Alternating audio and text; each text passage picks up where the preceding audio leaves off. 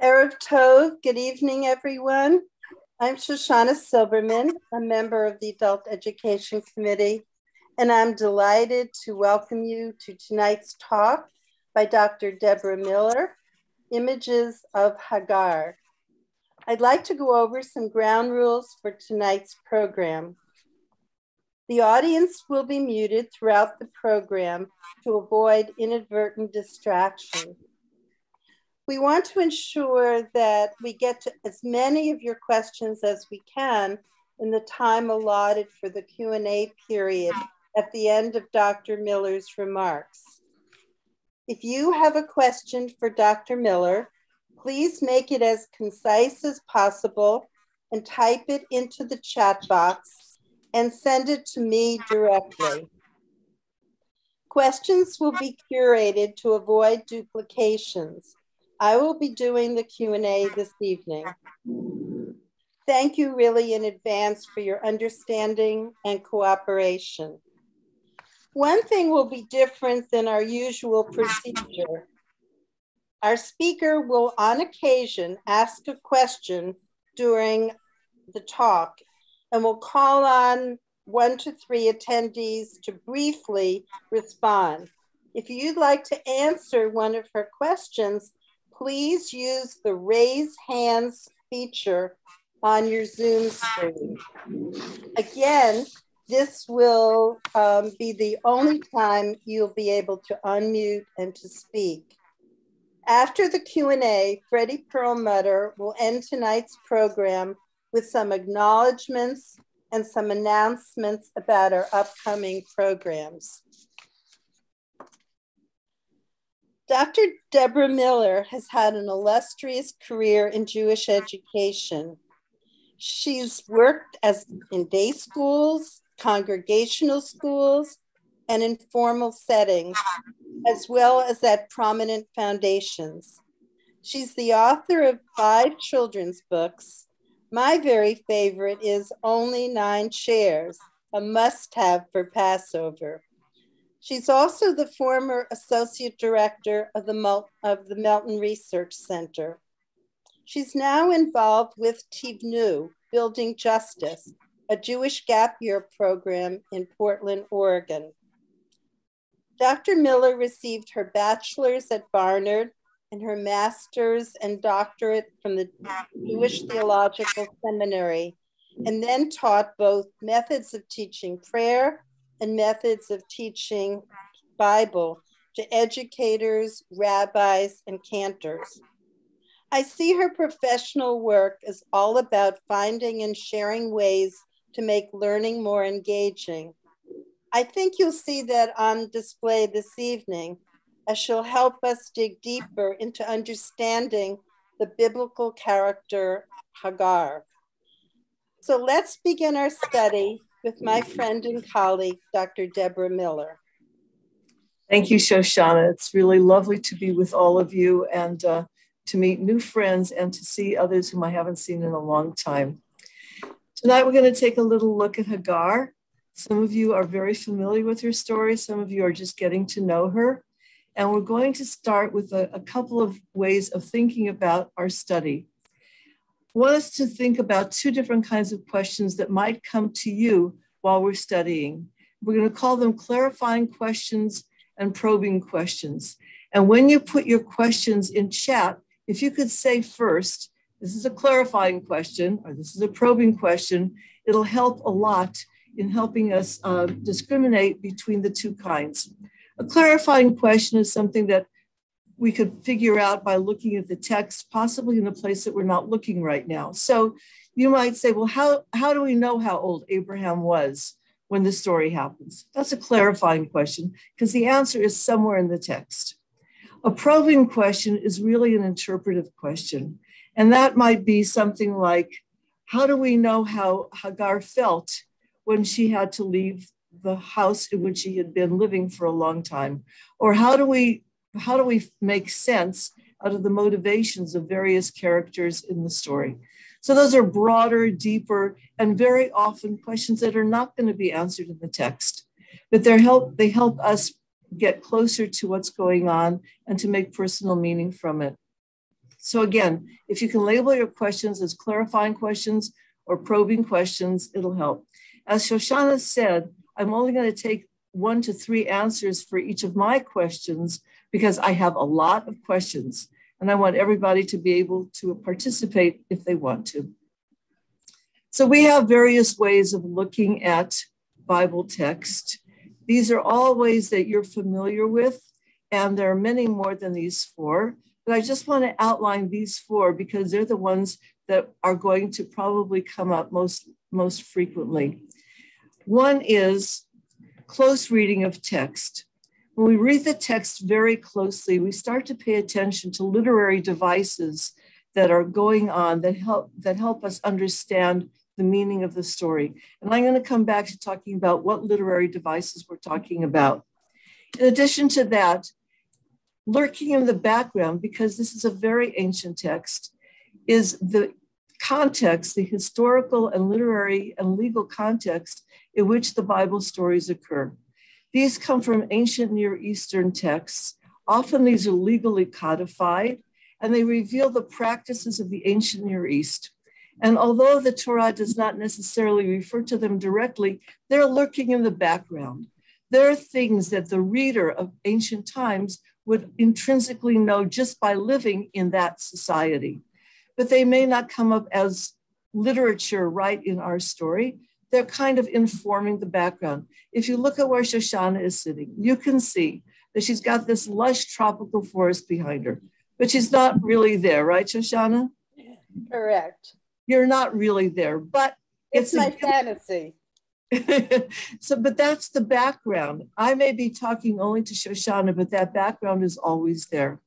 So that's the ancient Near Eastern context. And there are certain things behind the stories of Hagar that help us understand the story better. In addition, we have classical Jewish interpretations. Those are the classical commentaries and the Midrashim. Those are the folks that you call Rashi and Rambam and Ramban, all the people who live by their acronyms. These are stories that illuminate what's going on religiously or in terms of values. They may attend to things that are not directly even in the story, but they help people make religious and spiritual meaning out of what's going on. And finally, the other one I would like to bring to your attention is art as midrash. There are classical and modern contemporary pieces of art that are also commenting on our texts. And just as a commentator may pick one element out of a story and exaggerate it, or draw something that really doesn't happen in the story, or change something about the story to make it more meaningful, the art does that too. But in order for us to understand the art, we have to look at the artist's tools. And so we're going to be looking at those things that some of you know way better than I do, like the use of light and shadow and focus and gesture and facial expression. All of those are commenting on the very same text that we're going to be studying. So we're going to try to look at those elements of the art that helps us understand the stories around Hagar. But you can see that we're not going to give these all equal time or attention. The 2 big ones that we're going to pay attention to are close reading of text and art as midrash. The others, the ancient Near Eastern context and the classical interpretations, really, we're only going to touch on those if you bring them up. Otherwise, we are going to concentrate just on these 2 big ones. So I just want to talk about a few literary devices that are very common in biblical text. One possibility is a repeated word or phrase. If you hear this, and again, remember, we have to remember that this is originally kind of an oral text, something that you would hear. So if you hear a repeated sound, a repeated word, a repeated phrase, it automatically draws attention to that. And it kind of says, please interpret me. See why this particular word or phrase is knitting together the whole story. In addition, we have the things that people are called. Sometimes people are called by their real names, but sometimes they're called by something else, an appellation, which can be either their relationship in the family, it can be what they do for a living, it can be where they're from. All of those things also identify the person without being their proper name. And when we see something that's instead of the name, then we have to ask ourselves and ask the text, why are we not hearing the person's name? Why are we hearing a different kind of a descriptor? And what can we draw from that? And then there's some structural devices that are very interesting. For instance, there's a framework that can be at the beginning and end of a section. And a section can be very long or very short. But when you hear a repeated phrase at the beginning and the end of a section, that kind of gives away the theme. So we're going to keep our eyes open to see if we see any of those. And then there's chiasm, chi, the Greek letter that looks like an X, looks kind of like an A, B, B, A kind of a structure. We see this all the time in Psalms. Anytime you read Psalms, you can keep an eye out for that. And it has various functions. Sometimes it's to emphasize a double theme. So we're going to keep an eye out for that. And finally, another literary structural device is parallels. When you have two phrases that are very similar, one right after the other, they have a function. Either they're to emphasize, or they're to add information, or they're to make a contrast. Now, I don't expect you to remember all of these things. This is a whole lot all at once. But once we have an idea that the way words are used and the way they are structured can add meaning to our reading, we start to listen and watch a little bit differently. And finally, and this will definitely come up in our story, who speaks and who is silent? And what do we learn from who speaks and who is silent? Because it can have lots of different functions. Okay, I'm going to take a drink of water, then we're going to go on.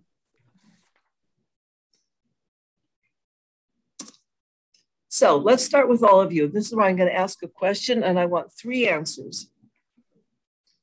Who are you? How do you identify yourself? This does not take deep thought. But if you hear somebody do it one way, I want your answer to be a different way. Okay, raise your hand and tell me, who are you?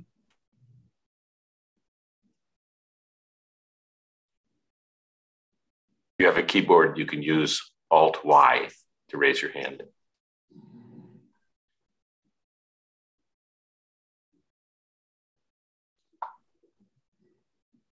Nobody's raising their hand? In that case, I'm going to just pick on the 3 people I can see. So any one of the 3 of you, who are you? How do you identify yourself? Who are you? Frank, Moshe, or Shoshana? See, I just gave it away by using your names. But any one of you, who are you? You're muted. I'm Margolin. I'm a 71-year-old male and happily married and have kids and grandkids. That's who I am. Okay. I would like somebody to answer completely differently, different categories.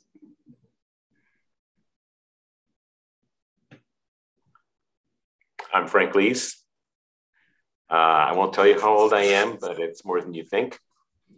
I identify myself as a professional, an academic, and an interested scholar, now retired.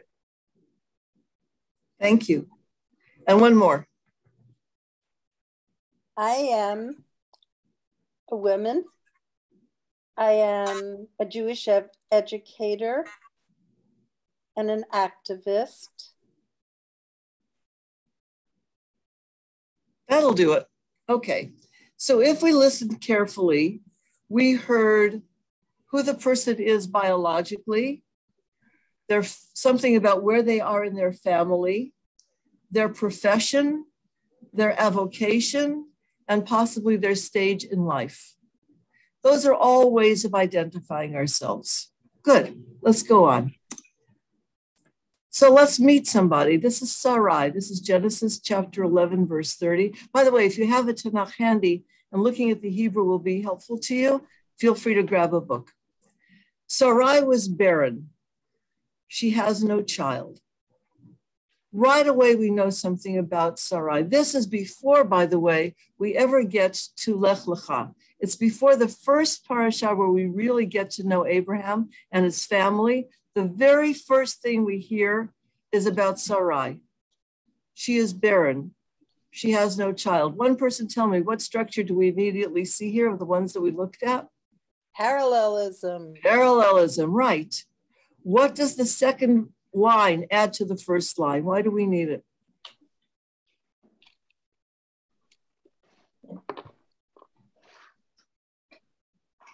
It's really a source.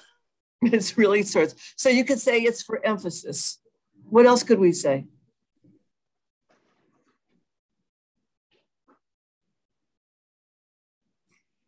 It says she was barren, and the second line says, and she's still barren. Yeah, isn't that interesting? Yeah. Now, it may be that the present tense is a little misleading in the second line, but in any case, it does seem like it's very definite. It sounds like the end of the road. It's not like she currently has no child. She's barren. She can't have a child. And so, moving on to a completely different chapter in the book, back to the text. Sarai, the wife of Avram, had borne him no children. She had an Egyptian maidservant whose name was Hagar. And Sarai said to Avram, look, Adonai has kept me from bearing. Pray, come in to my maid. Perhaps I will build up with sons through her. And Avram hearkened to the voice of Sarai.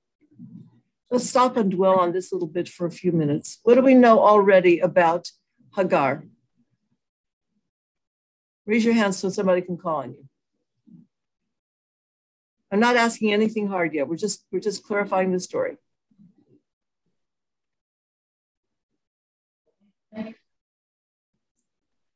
What do we know about Hagar? She's Egyptian. She's Egyptian, so we know her country of origin, and she can carry a child. We think she can carry a child, right? Okay. And she wait, hold on, Edna. Who thinks she can carry a child in this story? Sarah. Right. So far, Sarah is pretty sure she can. We can infer something about Hagar that makes her think that, but it doesn't say why. Good. What else do we know about her? She's a maidservant. Maidservant. So we know something about her status. All right. Now, let's be very careful. Whose maidservant is she? Oh, Sarah. Right. She does not belong to the whole family. She does not belong to Avram. She belongs to Sarai. Right. Okay. So, and how does Avram respond to Sarai's suggestion? So he hearkened to the voice of Sarai. Hearkening to the voice is another way of saying he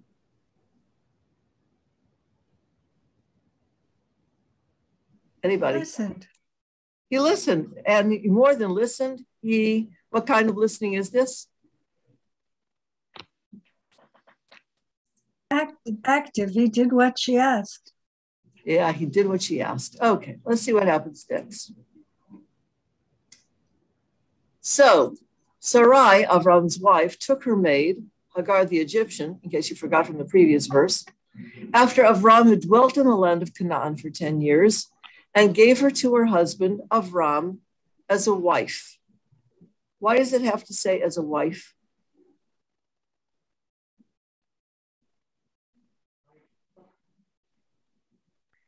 So the child will not be out of wedlock. The child is not out of wedlock. That's so interesting. What would it say if it were going to be a child out of wedlock? Okay.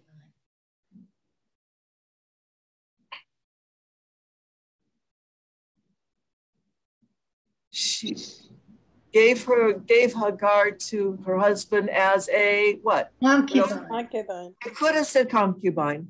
I think a lot of people think it is a concubine, but she is an actual wife. So let's stop for a second. What's just happened to the status of Hagar? It's been elevated. Right. So we could already predict, even if we didn't already know the story, we can predict that there can be a certain tension coming up. What would this new tension be? There's an equality. Yeah, and therefore, Competition. there's going to be competition. Okay, so the Jealousy. competition is for what? What's the competition for? The affections of the husband. The affection of the husband. We'll see if that actually comes true. What else could be a competition in here? Having a child. Yeah, so if, let's say, let's hold that thought, Shoshana. Hold that thought. Let's go on. So, this is our first piece of art. Is it cut off for you? Wait a minute. Hold on. Is that cut off or can you see it? Yeah, cut off. It's cut off. Oh, that is a problem. That is a problem. Huh. No, you could see it. You can You see can it. see most of You it. can see it. You can see Can you most see her? of it. Can you see Yeah. her face? Yes. Yeah. Okay, because on mine it's cut off. Okay. So here is our first artist interpreting. She brought the maid to Avram, and she's making the suggestion. And let's just look a little bit at this as a piece of art using artist tools. What do you see about light and darkness? Wow. Hagar is in the light. Hagar is in the light. Why do you think the artist put her in the light? She's the hope of the future. Wow. Wow. What else is possible? She's beautiful. She is beautiful. And she's prominent. What makes her permanent? Prominent. Oh, prominent. Oh, very good. Good. So you're noticing the contrast between the light and the dark. She is prominent. What else? What do you notice about her body, by the way? It's Romanesque. Very voluptuous. Voluptuous. What did you say, Moshe? Romanesque. Romanesque. Rubenesque for sure, right? Oh, Rubenesque. I'm sorry. She could be Romanesque also, for all I know. Good. What are the, look at the gestures, not the faces yet, but just the gestures. Who's saying what? Well, all the pointing is to her. All the eyes are on her except Sarai's. And there's someone peeking out of that top left corner, also looking. Yeah, I don't know who that is, but that's an interesting figure there. Look at Abraham's face for just a second. Look at his eyes. He's looking at Sarai. Yeah, Sarah. Yeah, and what kind of a look is that? All right, leave Not thrilled. it. Right. It's hard to know who he's looking at, actually. Yeah. Right. Yeah. There's an ambiguity. It is ambiguous. He senses there's going to be trouble. You think so? That's interesting. What is Sarai saying with her gestures and her hands and her face? Come on over. Take her. You better do it. Do it. Leave with her. Okay, and let's take one more look at this picture just for a second. What about Hagar's face? Can you read anything there? She has reservations and she's much younger than So Sarah. that's two different things, right? One is her body and her face and her youthfulness, and the other is I'm interested in her expression. She's more like First a of all, statue. she's looking away. She's looking away, right. She's looking at the viewer and inviting the viewer in to contemplate this setup. Interesting. Do you read anything into her own thoughts or feelings about this from the picture? She's more like a slight statue. sense of shame. Yes, she's covering herself. She's embarrassed. A slight Do you think sense it's of shame. covering? I think she's exposing herself. Her hand on her breast is very suggestive. So my first question to you about this whole scenario was, Sarai thinks that she is fertile. What does the artist think? He agrees. Yeah, I agree. So what is there about her, without getting, too deep into this, but what is there about her that makes her look like, oh yeah, she could do this? She looks like a virgin because of the white. Because of the white. So if this is a European, now I don't know in European history when white became a color for virginity and weddings and stuff like that. I don't know the answer to that. But certainly there's something that says this breast could suckle children. Right. Check it out. Here it is. Okay. Let's take another look. But going back to your question, to me, she looks also very submissive. Submissive. Yeah, in her face, the look, not the body, not the body. So let's go back to the text then. What is Hagar's role in here? A baby maker. Right. And how much to do what was asked of her. Right. So if the artist says that she's submissive in his art, that might be an interpretation of this. So this is how we're going to play tonight. Let's try another one. Whoa. Is that Sarai pushing her? Yeah. That's one way to read it. What else could that be? She's sitting there and watching? Well, why would she have to push her? She's a little bit, I'm not sure this is a good idea. Right. They also look rather similar. It's could be Sarai pushing her own younger self. I know that probably is not appropriate to the moment of the painting, but those female faces do look similar to each other. That's so interesting. What do you make of the expressions on their faces? What do you read? Subdued. Very interior. Say more about that. They are very present in their own space. I don't know how, very contained. Interesting. Self-contained, even as they're involved in a rather dramatic setup. Can you tell? I can't. Can you tell where Avram is looking? I think he's looking at Sarah. Yeah, that's what I'm wondering. Yeah. It's I really think he's asking her, is it okay? It's almost like he's taking direction from her. She gave him a direction. She's orchestrating this. And the text said he hearkened to her voice. We're going to go on now. And yet their eyes are closed, which is why he might hearken to her voice. The women's eyes are closed. Who's the artist for these paintings? This one is a Dutch artist. This one, I can't see right now who it is. The Dutch love this scene. There are quite a few of the Dutch masters. Oh. Here's a different one. No, this artist.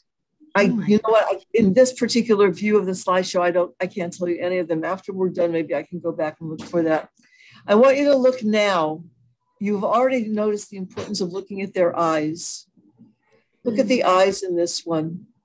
And I'd like each one of you to each person just pick one person you want to talk about and use the raise hand thing so that we don't miss somebody who wants to say something.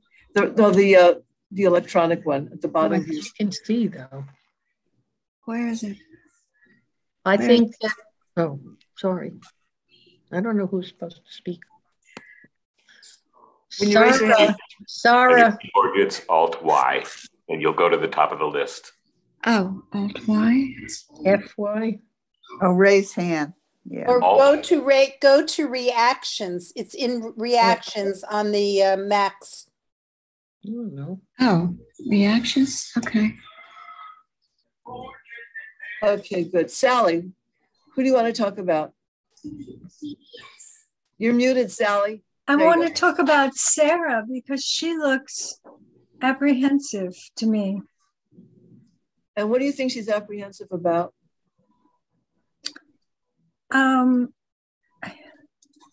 Something about Sarah, about Hagar.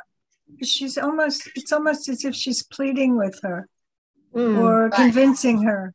That's what I said after him. Susan. Oh. Am I muted? No, I can hear you. I feel like Sarah is looking at as if she's saying, I really hope you're up for this and that you'll make this happen because we really want a baby. And I'm looking at his eyes and I'm seeing the same thing in his expression. I really hope. It's like I'm hoping against hope that this will work. Thank you. Myra? I'm looking at Hagar because she's looking directly at Abraham. Right. Yeah. And they seem to really connect to each other through their eyes. And also the fact that she's very exposed. Indeed, she is. It looks like it's, a seduction almost. She's trying to seduce him? No, it just looks like she's very much willing. She's showing herself and looking almost longingly at Abraham. I don't see that. Melanie, do you have your hand up? I don't. Okay. So I want you to notice their hands. Right. What do you see in the relationship between their hands? I see him as reaching for her more than the other way.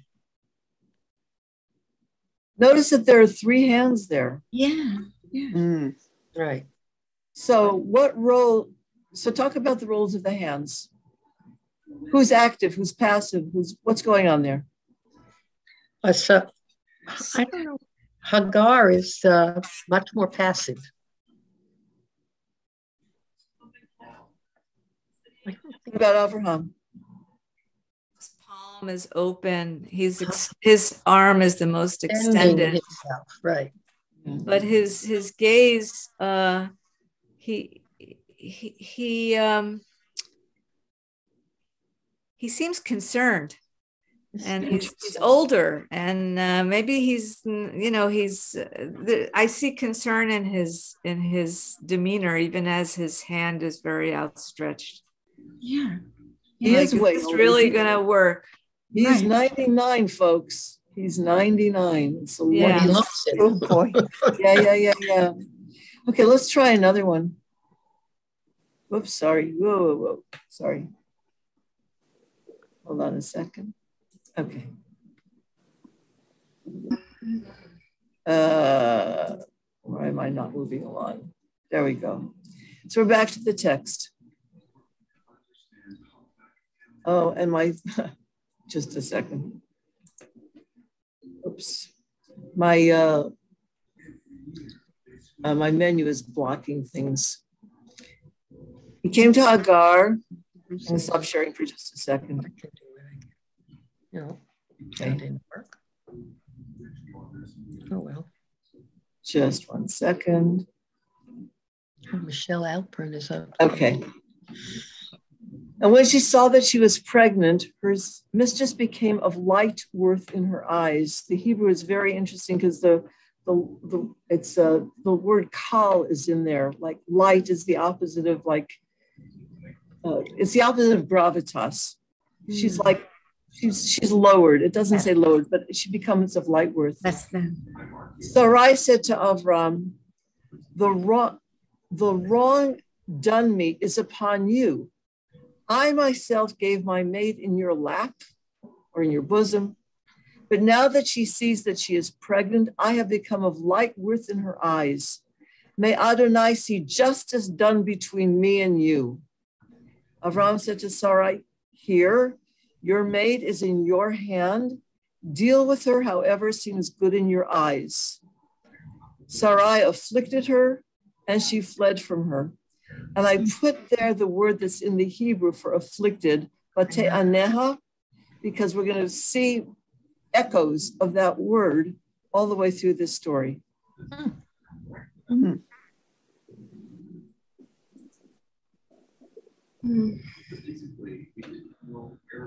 This is pregnant Hagar. What do you make of her?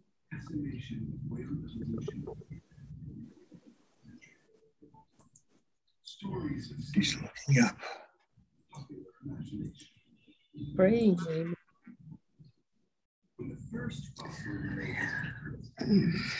Myra. I didn't raise my hand, but your hand raised is on. Sorry. Oh, sorry, I didn't lower it. I think she's a bit conflicted. She's looking up, maybe in distress, like, oh my gosh, what's going on? And pregnancy is affecting her physically. Oh, interesting. I don't know how to do this. So. I am. I don't know how to lower the hand raise. Sally, were you still trying to keep your hand raised or not? No? Okay. Okay, we're going to go on. Is she veiled here? Yes, right? Do you think so? No. It looks like a cross. It looks like a cross is under her chin. No, I don't see that. But, oh, I see what you're saying. Yeah, it looks like to me like she's praying for help or for understanding. I think she looks like a captive. What do you see that makes you think that? Well, just the whatever is around her head. It's almost like she's in some sort of a vice that she and to me she looks like she's helpless. She's in and yet we know in the story she has just fulfilled what the goal was. The goal was for her to become pregnant. It's what everybody seems to be in favor of. Okay. And now she has also kind of made her mistress seem a little less than. Yeah. Here's another one.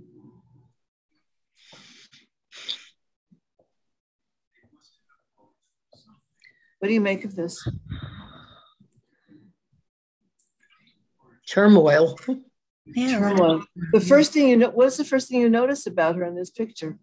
Whoever it is has no face. No face. Why would no face have anything to do with this story? Who is it with no face? I'm sorry, say that again. Hagar? Is that Hagar? This is Hagar, yeah. Because how do we know? It's only the baby that counts. She doesn't have worth beyond that. Right. Interesting. Now, we might have thought that because she is now able to give birth eventually, and Sarai isn't, that she would have greater worth. Right. No, that her mission was strictly to provide a womb. Right. So is this picture after she's given birth? No, she's not yet given birth. Oh, I thought it was after. No. And she runs away. Yeah. She runs away because Sarai has oppressed her. Right.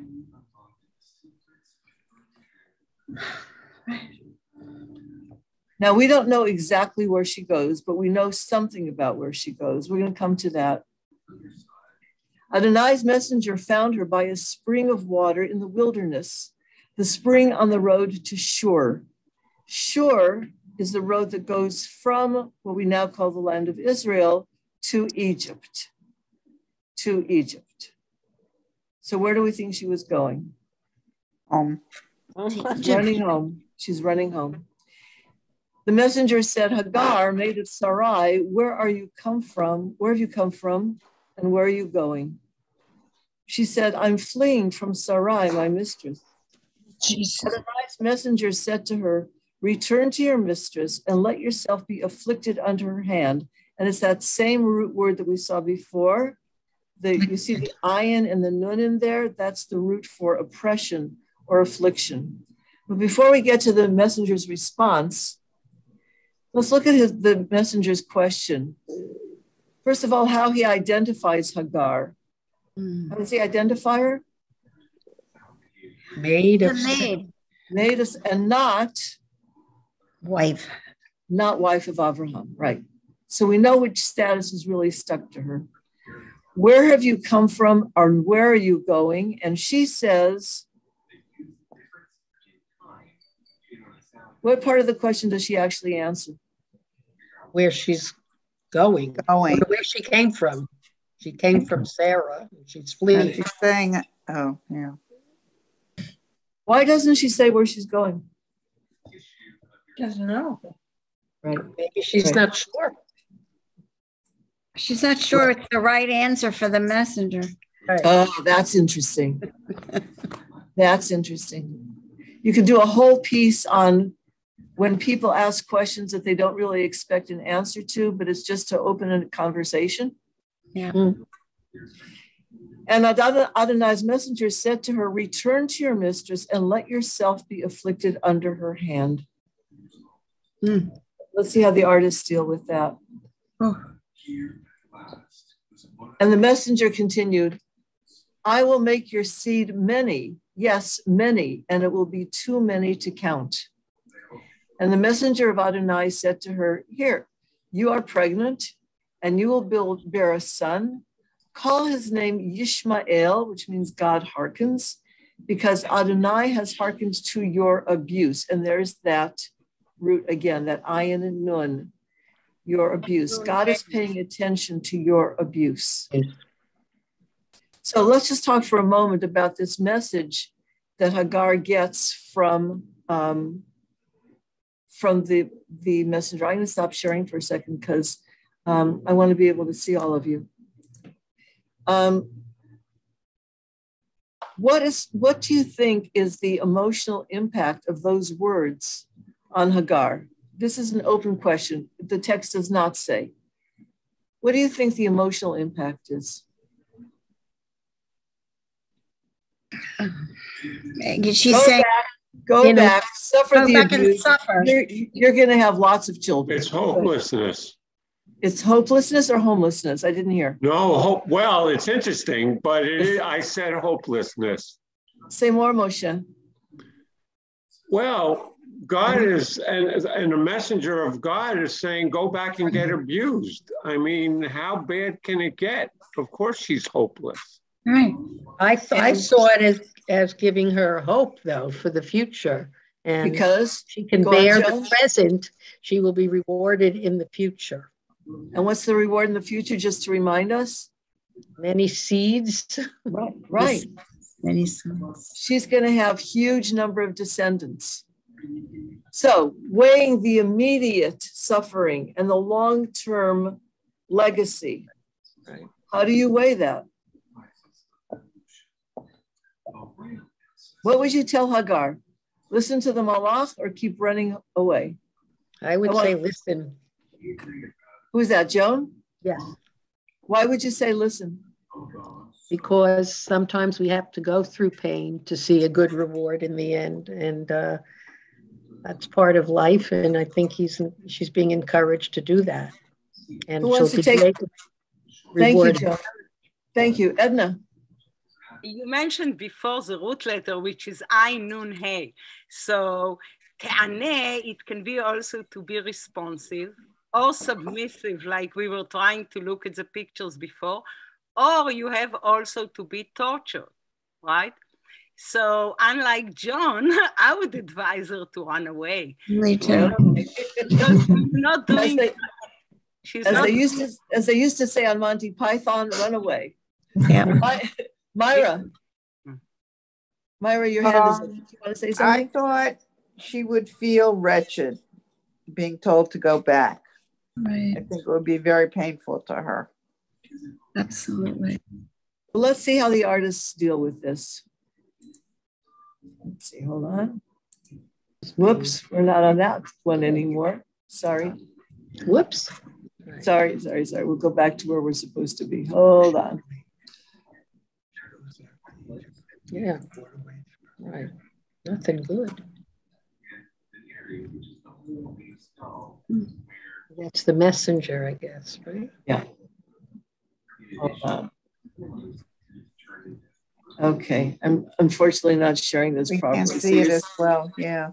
Yeah, it's not the you're not in slideshow. You're in the I am in slideshow, but it's you are? Yeah. But it went to you want it to go from current slide. It's the next icon to the right of the one you hit.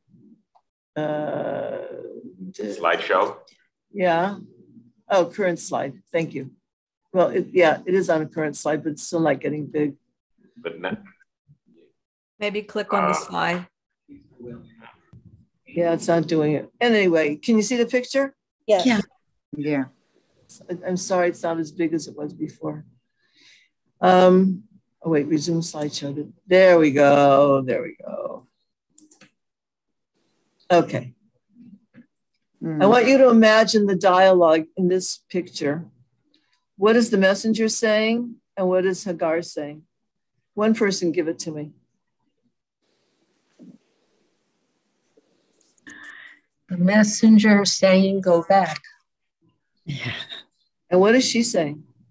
How the hell am I supposed to do that? Do I really have to? Do I have to? Yeah. Right. You should be asking to go away with the messenger. He looks good. How about this one? No, I want you to imagine the tone of voice between the two of them. Huh. How is he talking to her?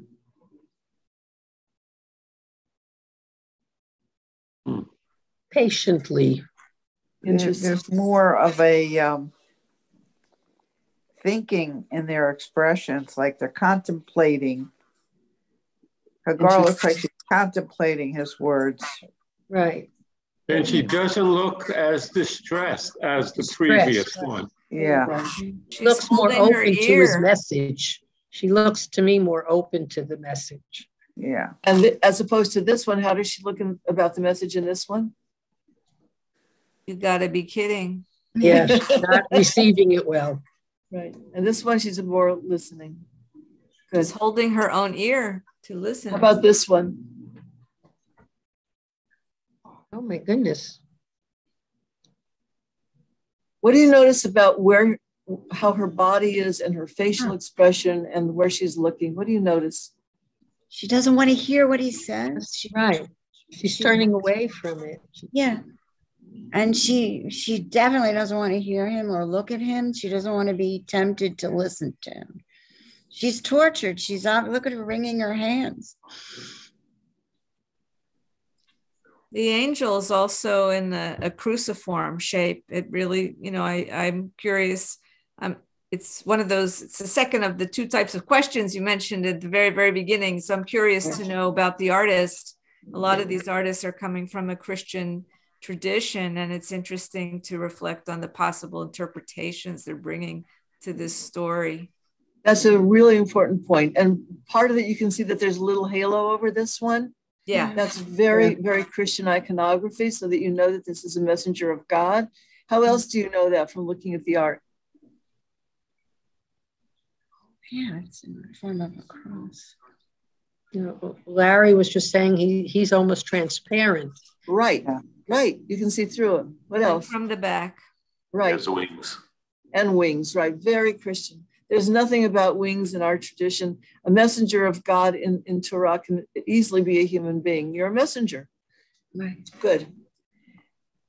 Can we just go back one? Because I'd like to see the skin color of Hagar.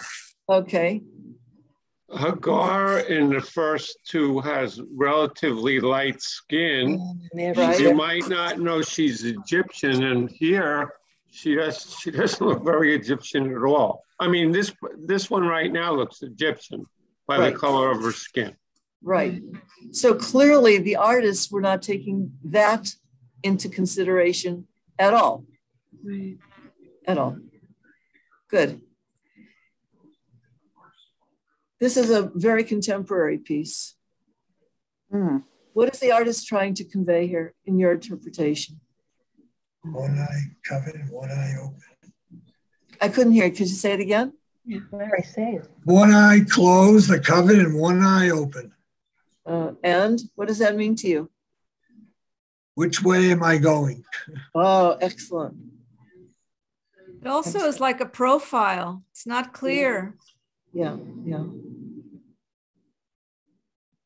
Well, it reflects her confusion. Say that again? It reflects her confusion. Confusion. The rays of light from her eyes, are they coming from the messenger or I don't know, that's my interpretation, I guess. Well, it looks like they're streaming out of her eyes. I'm really glad you brought our attention to that. Keep that in mind, the idea of light and seeing, okay? Hold that. Okay. Can I ask a question about her hand? Please. I don't think that's her hand. That's a left hand. It might be someone else's hand. Oh my goodness.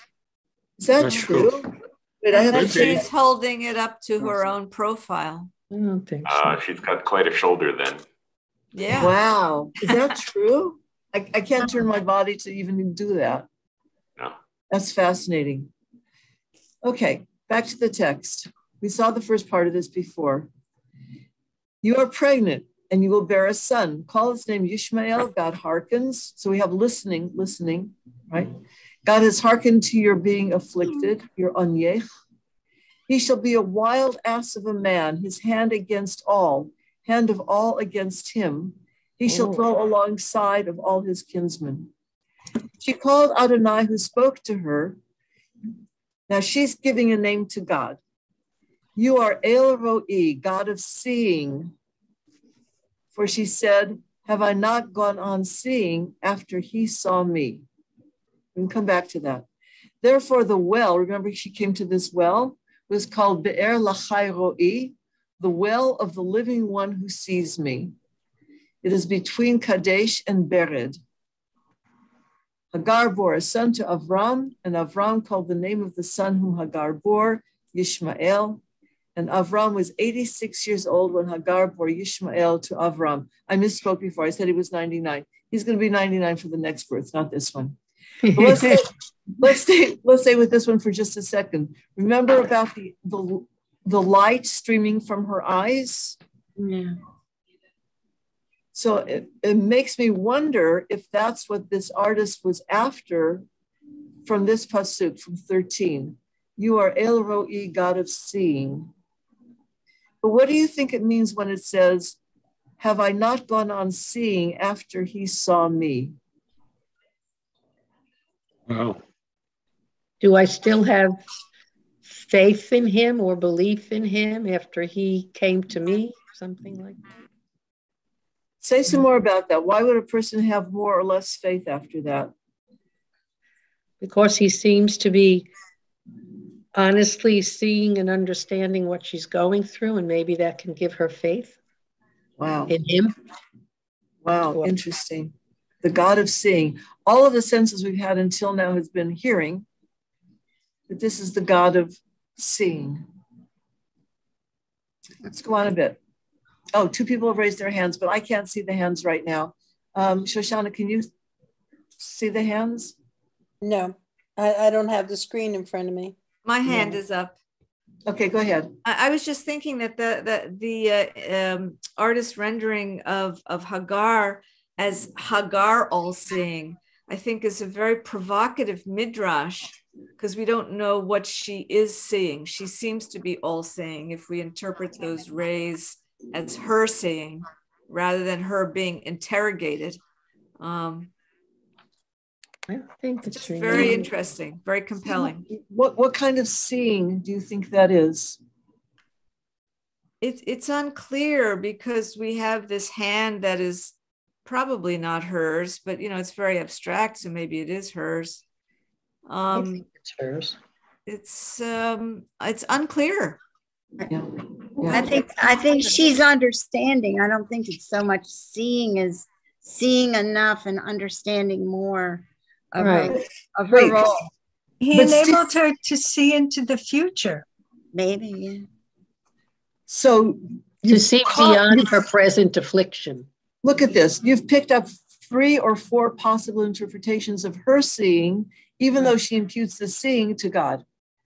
Now, when one of you said, and I can't see who's doing it now because I've got this in front of me.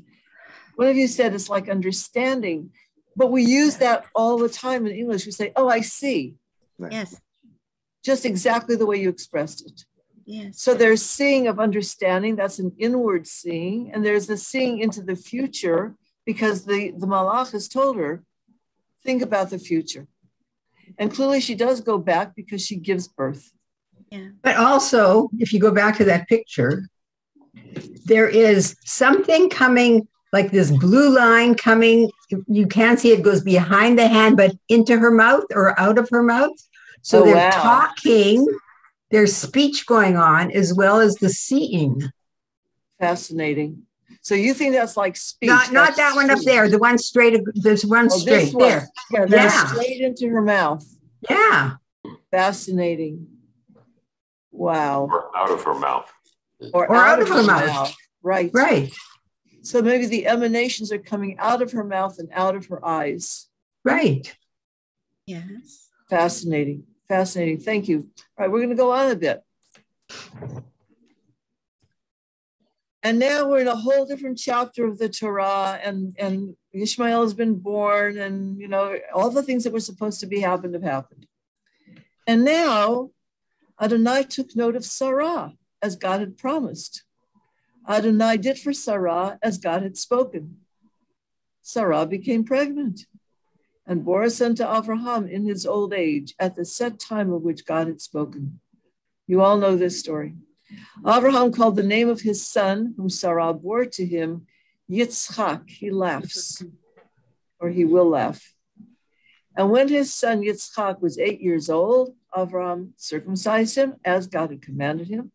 Avraham was 100 years old when Yitzchak, his son, was born to him. Sarah said, God has made laughter for me. Everyone who hears will laugh with me.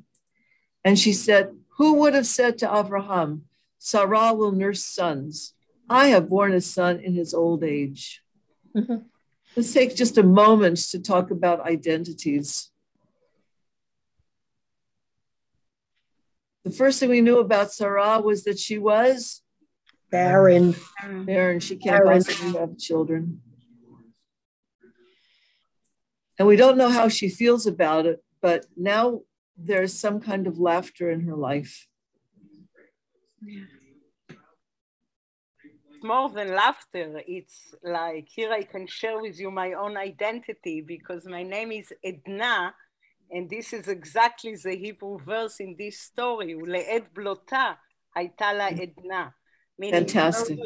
Towards the end of her, I would call it menopause, she had a rejuvenation. Fantastic. Thank you, Edna. Now I'll never forget your name. The child grew and was weaned. And Avraham held a great feast on the day that Yitzchak was weaned. This is kind of a transitional phrase of the story. Mm-hmm.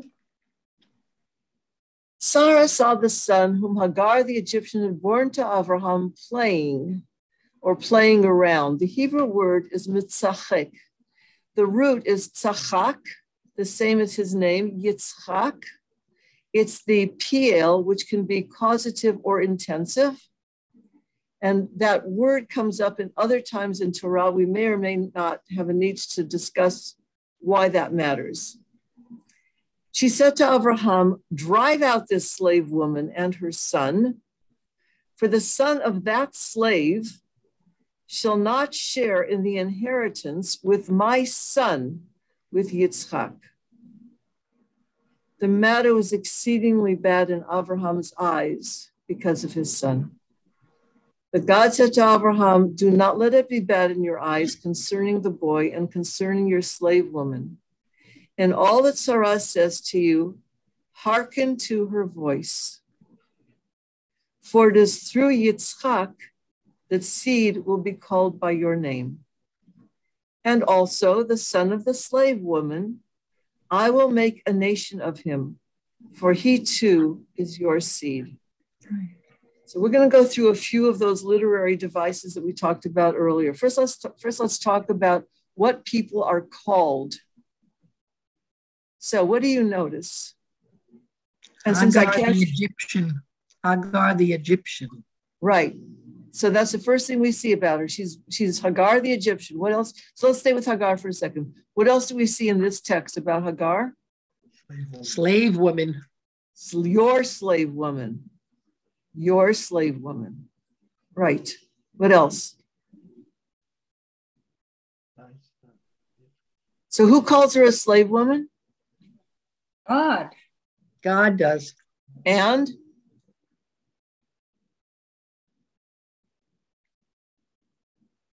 Sarah. Sarah. Why does she call her the slave woman and her son and not Hagar and Ishmael? Because she doesn't need her to give her children anymore. Right. And therefore she is dispensable and unnecessary. Worthless. Right. She was brought into the family for a particular purpose. I have now taken care of that purpose. We don't need her anymore. What else? So what's bothering Sarah? Why can't she stick around? Why can't they stick around anyway? So there's another son. So what? Why can't they stick around? She didn't want to share the inheritance. So if anybody ever tells you that there are other reasons that you wanted to drive her out, you can just say, take a look at verse 10. Right. Would the child of a slave woman share an inheritance with the first wife's child? No. Why not? So that's a question that actually leads us to ancient Near Eastern documents. And in fact, they can. And we know that this is a real good possibility because when we get to the book of Deuteronomy and Sefer Devarim, it says if a man has two wives and one is loved and one is hated, but the child of the hated one is the firstborn, he is the firstborn and he gets double the inheritance. Right. And Ishmael is Abraham's firstborn. Indeed, he is. So, So he is entitled not only to inherit with Yitzchak, he is entitled to twice the inheritance. So what's the answer to that? Kick him out. So you can look at it as, you can see it as kicking out because it says garesh, drive her out. Mm-hmm. In Hebrew, the word for divorcing somebody is gerushin. It's driving out, it's expelling, it's getting rid of, and it's exactly the same weight of a word. But there's something else going on also, which is. But they are rewarded because he promised them to make a nation of him. So, God already said he's going to be a nation. Right. And we know that history somehow did give him a double inheritance. At least, right. But there's another thing going on here as well, which is if she's a slave woman to Sarah, but a wife to Avraham, what do you do with that?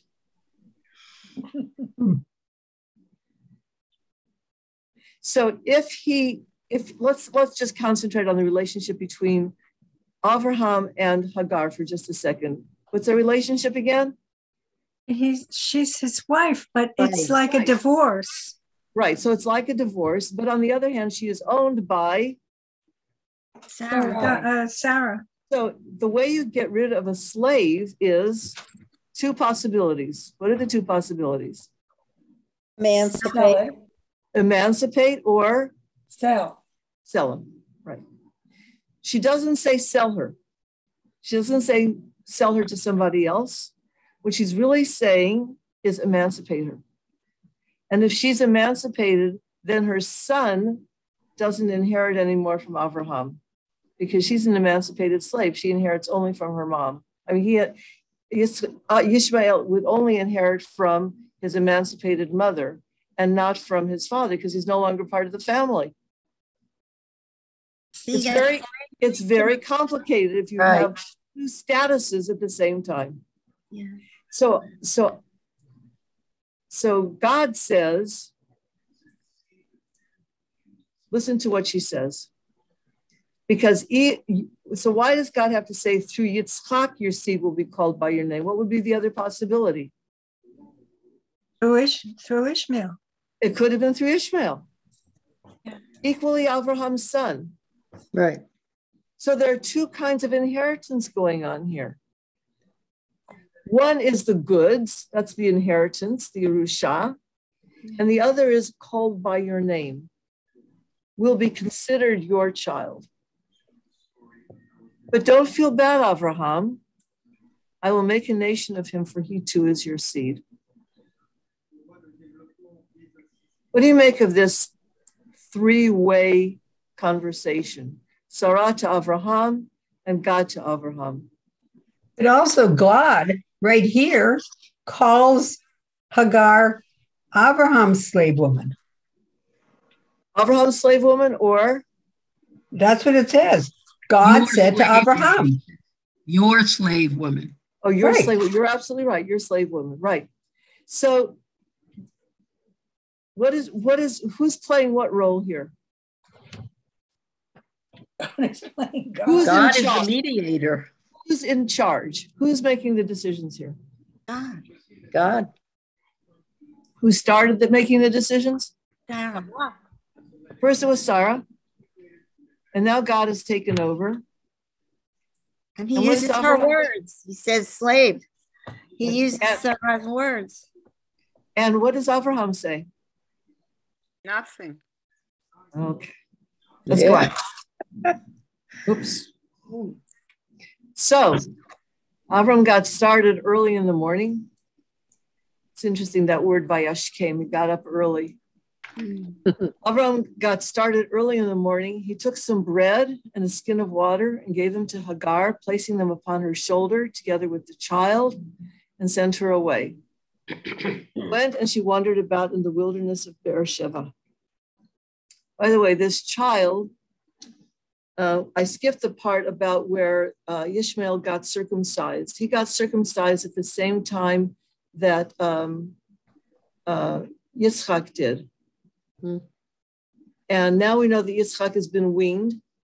He could be 1, 2, 3 years old. So therefore, how old is Ishmael? 15. 4, 5. He could be anywhere between 13 and 16 years old. Oh, okay. So this child is clinging to his mother. And she went and she wandered about in the wilderness of Beersheba. I want you to think for a second in your own minds, picture this scene of the departure. Where does Avraham stand in your own mind? Where does Hagar stand? Where is Ishmael? Where is the light? What's the expression on their faces?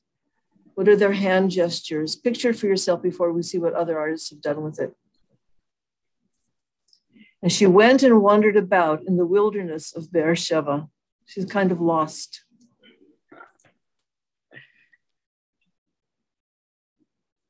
Two people have raised their hands. Are there questions? Or are these left from before? To me, this is the most terrible part of the story. Say more, Sally. Because he gives her a thing of water and a loaf of bread and sends her out into the desert. I'm just... Seems cruel. Yeah. What does the artist think about it?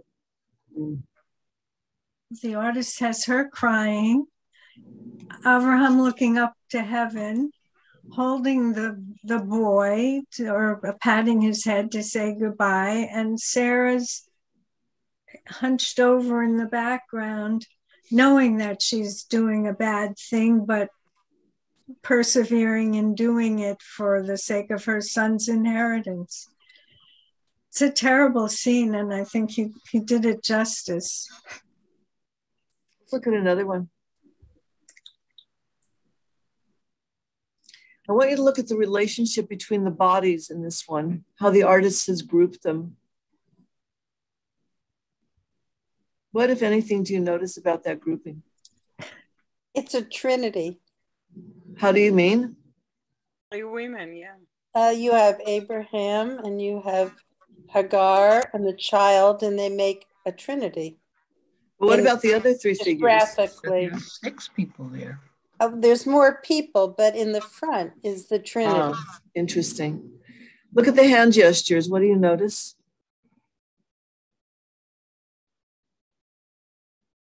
No. Hagar is crying. It looks like she's crying. Yeah, Hagar is crying. Look at Abraham's hands for a second. Maybe he's saying in a way that it's going to be all right, that gesture, because he knows the prophecy. And And Well, she also knows the prophecy. She also knows the prophecy. So she does, but he's reassuring her that this boy will be a great nation. Thank you. He's pointing to the boy as if to say, this is your future. Have hope, have courage. Interesting. Yeah. He also might be pointing to that horse that's towards the left, a third from the bottom. All the way over there. Of going away. Uh-huh. I wish she'd given her a horse or a donkey or something. A camel. And the composition is a lot of triangles that really do take you from that top figure is a triangle with the two below, and it just draws your eye right to that very pale horse. Who's the woman? Who's the woman in back of Hagar? Yeah, that's what I wondered. Who is that? I think these are just anonymous household figures. Okay. You might want, but we can still ask the question about why the artist put them in. I thought Sarah was the one with the hat. I think this is Sarah, one who's crying. Sarah? No. Hagar. That's Hagar. Sarah. Oh, Sarah. Oh, yeah. Why? Yeah, I would think that too. But why do you think that? Do you want to go back to the previous picture for just a second? Sure. Hold on a second. I think I can do that. Nope. Sorry. Oh, sorry about that. Yeah. Okay. Look at the way Abraham's hand is on the child's head and he's looking up. And I think he's looking up to God and he's praying. Just as, you know, the rabbi at a bar mitzvah or bat mitzvah puts his hand on the kid's head and prays for the kid. I think it's similar. Blesses him or her. Yeah. This is exactly the way we bless our children on Friday night or on Yom Tov. We put our hands on their heads. Exactly. Yeah. So did you want to contrast that one with the next one? Is that what you wanted to do? Well, I think it can easily. Go ahead. Could I add? Well, he's not praying for one thing, and he doesn't, it's hard to see, but I don't think he has physical contact with the kid. Right. No. Right. So you can really see how the artist interprets the relationship in the family among them. Go back to the previous one for a second and you'll see. So there's that closeness that you're talking about between Avraham and Yishmael here, and here, very different. It's a different emotional content. Let's look at another one. Go ahead, Edna. Something? Yeah. Go ahead. So completely in that artist. In that earlier one, the other one, I think there's a very ambiguous feeling there. That hand of Ishmael, that is a hand. It looks very large. There's some distress there. It doesn't. I don't think I would feel blessed if someone was pushing my head down and my hand was in that. Oh, I think so. No, I don't see that. Yeah, I think it's a different interpretation. I don't know. I'm going to move us along just because we've got a lot of art to look at. Yeah.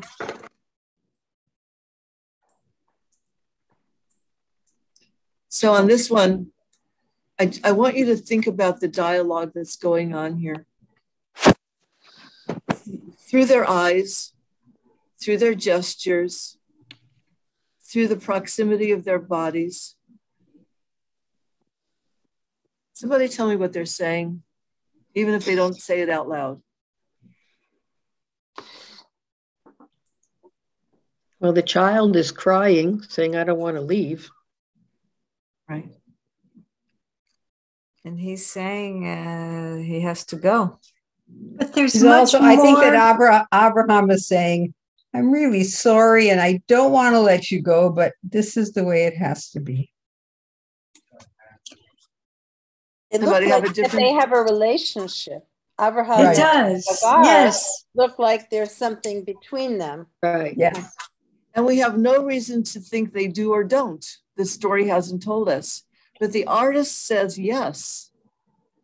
The artist says they're close enough that he can explain things to her but look physically close. Now I want to ask you a different question. We've seen a few pictures now where the artist had made Ishmael truly a child.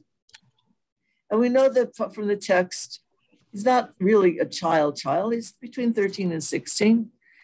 But what does the artist achieve by making him very young? Makes you more sympathetic. Right. And more helpless. He's at the mercy of other people's choices. So we have like a whole structure of helplessness going on in this story. Who has the power in this story? God. Well, but couldn't Abraham... Hagar seems to have a lot of, Sarah seems to have a lot of power. Sarah? But in this picture, it's Abraham who has the power. Mm. Yeah, but he's sad, but he's doing it anyway. He's doing it anyway. Let's go on a bit. This is another Dutch one. Oops, sorry. Didn't mean to do that. Wait, hold on. There we go.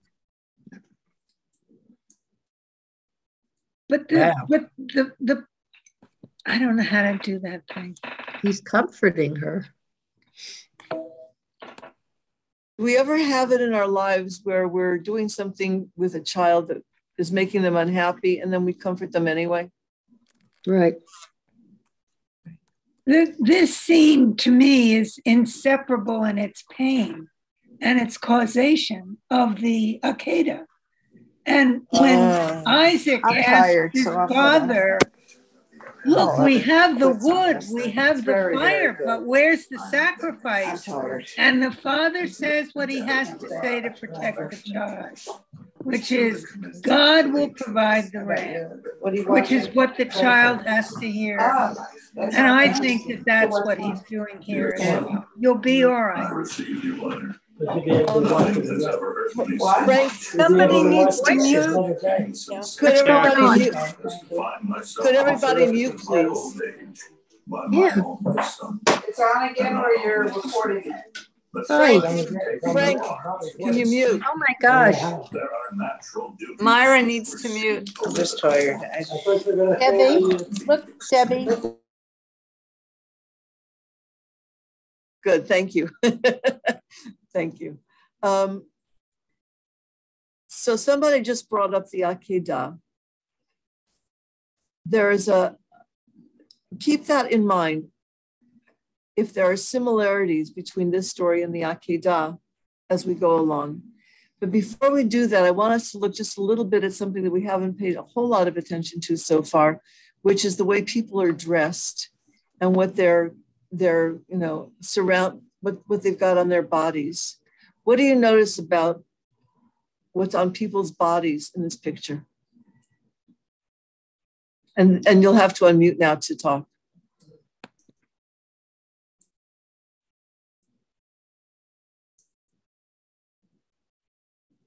Their headdresses are more Oriental or Middle Eastern than in the previous ones. Right. There's been an attempt here to capture something that might be a little less European. Yeah. Take a quick look at Ishmael. Can you see what's on him? It's like a bow and arrow. Bow and arrow. Why did the artist put in a bow and arrow? Make him less helpless. Because he's a wild man. He's got to protect himself. I believe it's foreshadowing. He's going to be an archer. We're going to find that out about him as part of his blessing, that this is going to be an area of excellence for him. And so the artist, as foreshadowing, has put it in even earlier. Can you see what's in his hand? It's hard. It's hard to see, yeah. Is it a pot? Yeah, it looks like almost like a teapot shape. A jug? I think that's the artist's notion of what a jug of water would look like in the ancient Near East. Not what we would picture, but doing the best they can in 1658 in Holland. Yeah, I want to tell you the shrubbery is 1658 Holland and not in the middle of the desert. Absolutely, absolutely. These guys have no idea. So they do the best they can with what they've got. This one looks like Rembrandt, doesn't it? But it's not Rembrandt. This is an English or possibly different Dutch artist. Notice the gestures, and it's so much easier to see in this sketch. Dr. Rosenthal, unmute and say what you needed to say, but you're muted right now.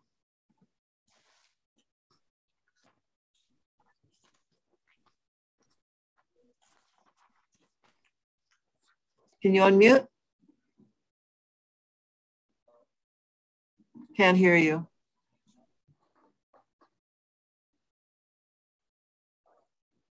There you go. That phrase, wild ass of a man, is also applied to Esau.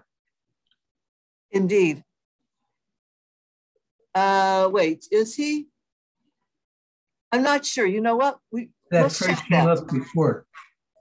Wild ass of a man. Another person who's called an ass is actually one of the sons of Jacob as part of a blessing, in fact. Yeah. So what do we see in the gestures in this picture? What is Abraham saying with his hands? Go. He's entreating them to go, and the little boy doesn't want to go. He's more active than in most of the other paintings. Right. And why is there a dog? Loyalty. Dog represents faithfulness. Faithfulness. Beautiful. Beautiful. Good. Let's try another one. Now look at Abraham. What does his body language tell you? He's like waving goodbye to him, like, go already. What's his affect? What kind of tone of personality is he showing there? Is this the sympathetic guy who's blessing his child? No. No. So who is this guy? He's a scholar. He's writing something. Don't, time to go. I'm busy. Who's at the center of the picture visually? Hagar. But look at Ishmael. Look at Ishmael. What is Ishmael saying? Let's go, Mom. Yeah, he doesn't want us. Right. Ishmael is reading the scene. Who's behind the curtain? Sarah. Yeah. Why does the artist put Sarah behind the curtain? She's not the center of the story right now. Oh, that's interesting. She's ashamed of what she's doing. Yeah, you think so? She wants to make sure it gets done. The Hebrew word for behind the scenes. Oh, it's the same as in English, behind the scenes. The person's kind of manipulating stuff, but she doesn't have to do anything active anymore. She's done. She did her part. Now it's all in other people's hands. Let's go on a bit. Is that Yitzhak also behind the scene there? Yeah. So over him. Here. This over yes.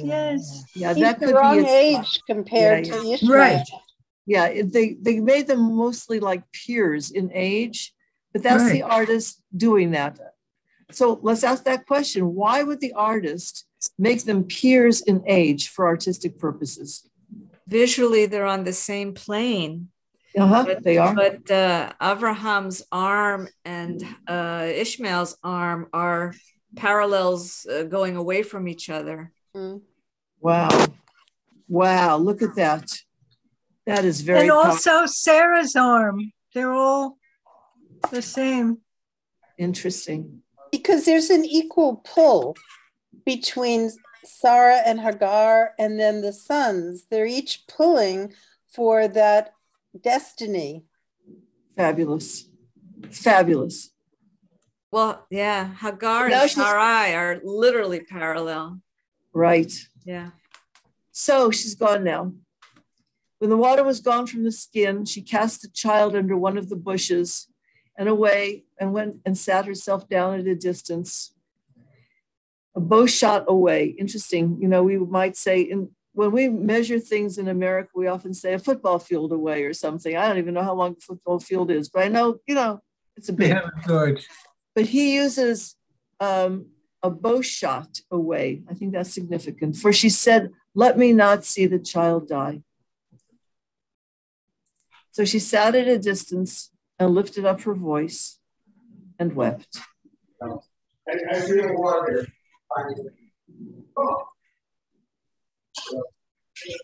Let's look at this in terms of composition and background.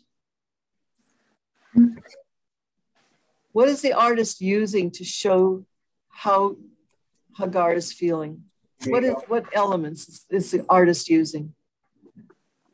The weather, for one thing. What's the weather? Well, there's a storm coming. Oh, or it looks stormy. Oh, interesting. I didn't see it that way. That's so interesting. Her gaze. Her gaze. Where's she looking? Upwards. Right. Why isn't she looking at her son? She doesn't want to see him. She's afraid he's going to die. Right. He doesn't look so good. He doesn't look so good. He's a little bleak, but the word bleak could also apply to the background. What's growing? What's lush? What's beautiful in the background? Nothing. Nothing. So the artist is using all of this to attend to her feelings.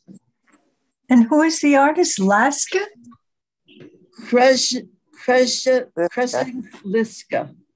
Liska. Manuel Kreshliska.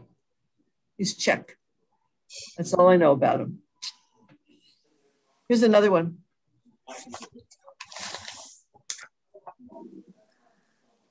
So what does the artist evoke in us when we see this? How do we feel when we look at this picture? Sympathetic. To whom? Well, both of them. Yeah. And what is there in the picture that makes us feel sympathetic? What are you looking at? Well, Hagar's expression. Which is what? It's sad and her hands are raised like in helplessness or praying. Interesting. What else do we see? Ishmael looks like he's almost gone. Right. What is there about his body that makes him look that way? Thin. He's just limp. Right. It's almost like a Christ on the cross. Because her arms are up? Or No, because I meant Ishmael. But the two of them together, yeah. His arms are down. You can see his rib cage, and he has a very small stomach, which means he's hungry. Right, right. Look how different this one is. Corral. Wow. So how does the artist achieve a completely different feel from this one? What changed? Scale. Yeah. Right. And the lush background doesn't look like a wilderness. So we always think of wilderness meaning desert. But it doesn't necessarily mean desert. It means a wild place. So we'll let him have this interpretation. Why do you think the artist has this huge, big landscape and the protagonists are very small at the front? Why do you think so? Well, look at the figure coming forward in the sky. The messenger. Yep, messenger's on his way. Yeah. Cherub. Messenger's coming. We haven't met the messenger yet. We know, but there's a little foreshadowing going on up here. But why use this huge scale to show what's going on with Hagar and Ishmael? Yep. The problem with this scene is that supposedly they're out in the wilderness and it's desert and they can't find anything to eat and anything, but you have these green lush trees. Obviously there's got to be water around if somewhere. The trees are like that. And right. And if they were really starving, I would assume that they could grab some of the leaves or some of the things that are around there and could eat. So Judy, I want you to hold on especially to the thought about there has to be a water source somewhere. I want you to hold on to that. Good. Anything else about the scale of the scene? I think it's emphasized the helplessness of Hagar and Ishmael, you know. Edna, helpless or helpful? Help. She said helplessness, she said. Yes, yes. Vis-a-vis the universe and the power of the nature. I guess, yeah, I see almost the power of God because of the coming of the messenger and the smallness of the protagonists but the large scene and nature and the rescue coming. That's so interesting. Okay, we're going to move along. We're running a little bit late. Let's get to some more text. God heard the voice of the boy. God's messenger called to Hagar from heaven and said to her, "What troubles you, Hagar? Fear not, for God has heard the voice of the boy where he is.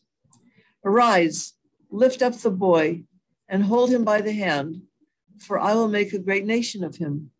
God opened her eyes, and she saw a well of water. She went and filled the skin with water and gave the boy to drink. God was with the boy as he grew up. He settled in the wilderness and became an archer, a bowman. He settled in the wilderness of Paran, and his wife took him a wife from the land of Egypt. That's a lot of stuff in 5 little verses. We're going to see something about this God's messenger talking with Hagar.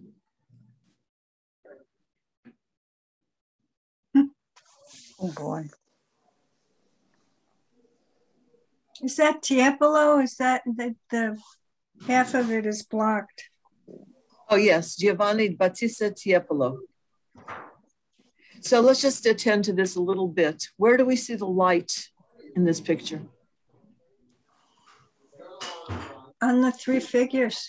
Right. And what is it showing us on each one?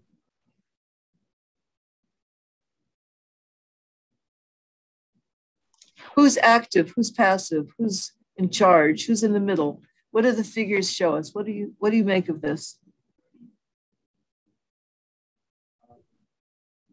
Well, the messenger is the active one. Right. And Ishmael is the most passive. He's in extremis there. Yeah, yeah. And they're linked together almost like in a crescent shape. And she's really attending to her son, looking at the messenger, but not for a second moving away from her son. So Debbie? Yes. One of the things that all of these pictures around the time of the messenger and the time of the well is the story says that he's an arrow's distance away, or whatever you said, and every one of these pictures has him right next to Hagar. Right. So why do you think that is? Why does the artist completely change that part of the story? It says she didn't come anywhere near him. She didn't want to see him die. And every one of them, exactly what you said, puts her right next to him. Why do you think the artist did that? Makes it more poignant and powerful. More dramatic. Security. Or they didn't like the way the story was. Right. They didn't like the way the story was. Every time I do this with teachers, they say, how could she leave him under the bush? She should be sitting right next to him. So the artist made it. That's my theory. Okay. Whoops. I want to first get to your questions about. Debbie? Yes. I'll check with Moshe, but I think we've really run out of time. We have run out of time. I did want you to finish, finish the text and the pictures. So if there's something that you want to say, I don't think we'll have time really for the Q&A because we're even over time. Because we're over time. So first I apologize. It was very wonderful, and I didn't want to interrupt. So yes, you're brilliant. This was amazing. It was perfect. So, just if there's something that you want to say in conclusion, I want to give you a little time. I do want to just make one point, because I opened a box at the beginning and I'd like to close the box now.